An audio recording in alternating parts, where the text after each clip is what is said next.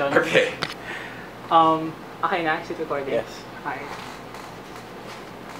So can we start with your name, your profession, and then... Well, I'm Father Ben Abres. I'm now basically with the mathematics department, and I work a lot with education, ACE, and Synergia Foundation, and with Howard Kalinga. I'm also rector of the Jesuit Residence. Okay. So, Father, when did your experience of volunteerism start? Volunteerism? Or volunteering in from general? the 70s. I've been working with social development since the 1970s. First big challenge to Ateneo was the floods of 1972, and we mobilized. That's when Sarilica was formed. And we had a group of Ateneans, which includes Secretary Butsabal, for example, who worked to bring relief and rehabilitation to Central Luzon. So it goes back at least that far.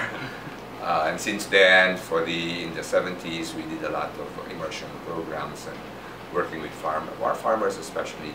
But there are some, like Ms. Diana Ignacio, who has been working with labor since the late 70s. So we have had a long history of volunteerism in the Ateneo College. High school also has had tulong for a very long time. Right. So we talked about your experience throughout the years. Is there any experience that for you stuck out?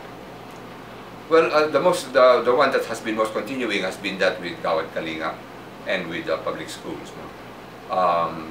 Specifically with Howard Kalinga, I was very impressed with their values of family and faith, and also just by the dynamism and the joy of everybody, both the older leaders who were like the caretakers of the communities, and a lot of the young people, the young volunteers from Ateneo, as well as young people in the GK communities. Because today, a lot of the volunteerism comes from the GK communities themselves. They go to help other GK communities. So many of the volunteers that have gone to help build after Typhoon Yolanda, they actually come from the older GK communities. Okay. So when did your partnership with GK start, and how did it start? We started in 2003. Mr. Tony Melotto, from the beginning of GK actually, Mr. Tony Melotto first approached us to help in education. But then a few months later, and we said yes, to help in education in Bagong Silang. But a few months later, he said, we're starting out with Kalinga, building homes. They had some smaller projects before, and invited us to do that. And so we said yes, and so we decided to start building Payatas Trece, GK Blue Eagle Village, because we wanted a place that was near so Ateneans could go there. And we asked the different units, so different units of Ateneo contributed, the college, the grade school, the high school, the professional schools. They all contributed funds for the homes and all went to build there. I would like to note for that period, especially the Ateneo High School, the parents in third year really made it their project and raised money for it and went there themselves. Then after that, the next big build was Gabaldon. After the typhoon of 2004, there were like 4 typhoons that hit in Violeta, Unding, Winnie, and Yoyong, hit eastern Luzon. And we decided to build in Gabaldon because it was known to us already, because the Loyola Mountaineers used to climb there. And Dr. Bobby Guevara used to work already with the Dumagats in the mountains. So it was already a well-known place to us, so we went there. And I'd like to cite especially the group of young people who called themselves Team Gabaldon. They started with less than 10, but they grew to about 100, not only from Ateneo, but their friends from other schools. And they started with 9 consecutive weekends where they built there, bonded with the people. And initially, for them, it was just a lark. There's something, I mean, it was an excursion, a free excursion. But they got so taken by the people, they got so moved by the sharing that they would have every evening with the people of Gabaldon that they decided to go for 9 weekends. And they've continued to work with them. So now, for example, they have organized themselves into a group called Kalayaan Co-Ed, because now we are not in the process of building homes anymore. We're now in the process of making sure the children finish grade school and high school. We actually built a grade school there. But now that they've finished grade school, they have to go to the high school in the Bayan. And while the mayor is taking care of their school supplies and other things, these this group, former Team Gabaldon, are raising funds for their pamasahe and their snacks. So it's been, you can see the impact on them because they've continued after almost 10 years, continue to be with them. The other thing I'd like to say is that the majority of them continue to be very involved in volunteerism up to now. They go like, they take turns going every month to work with the families and the children. Yeah. And this is somewhat an intellectual question. Forgive me if I ask this, but why do you think they keep on volunteering in the GK sites that they've actually visited a long time ago? Or why do they keep on volunteering in general? Well, well, first of all, what they said is, I'll tell you the story of some of them. In November, we started building in April. In November, when we went back just before Christmas, one of them told the story of Dan Navarro. I often told this story because he says, told the people, "You're thanking us because we're building these houses for you." But I want to tell you the story of Dan. Dan is I think in second or third year college at that time. They're applying for a scholarship, and his mother is telling him, "Anak, you're going 9 weekends to Rabaldon. Baka hindi ka nag-aaral, baka hindi ka, will not do well and will not get the scholarship."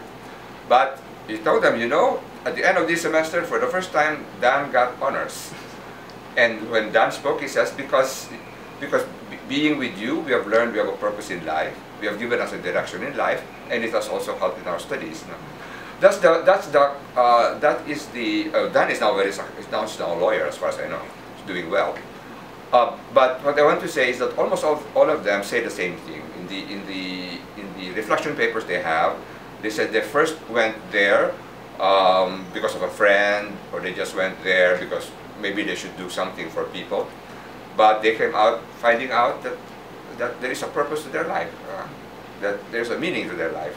And having found meaning and direction in their life, it also helps them in other areas. So that's why they keep going back. It is like the places where they first volunteered were places and experiences that shaped their life.